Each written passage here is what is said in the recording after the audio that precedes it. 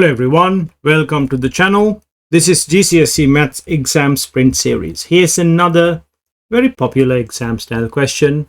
Pause the video and do this question. When you want to check your answer, continue the video. So here's the situation. There are 10 sweets in a jar. 4 of the sweets are strawberry flavored, these 4. 6 of the sweets are lemon flavored, these 6. Amira picks one sweet at random from the jar and eats it. So she can get a strawberry flavored sweet or a lemon flavored sweet. The probability of that being strawberry is 4 out of 10. And the probability of that being lemon is 6 out of 10, obviously. And remember, she eats it, meaning it has not been replaced.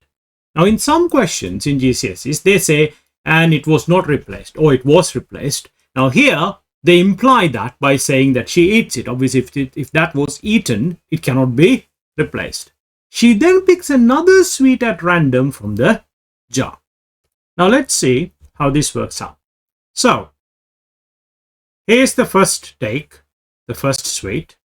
And here's the second sweet that she takes, both of these. So there are 4 possible ways that this can happen. So she can take 2 strawberry sweets, SS, that is this part here. Or she can take strawberry followed by lemon, that is strawberry, then lemon. Then the next possibility is lemon followed by strawberry. So that's L, S.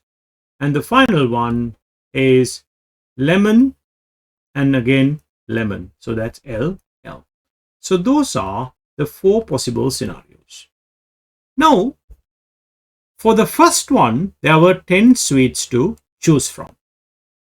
Now, because she ate it, now there are only 9 in the jar. So you can obviously understand for all of these 4, the denominator will be 9. Now, filling up this next number is the important thing. Now, imagine if she ate a strawberry flavored sweet first. So let's get rid of one of the strawberries. This is the one she ate.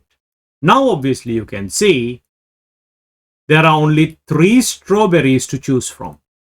So this number here is 3 over 9. However, you have all of the 6 lemons, so that is 6 over 9. Now, let's think about the next situation.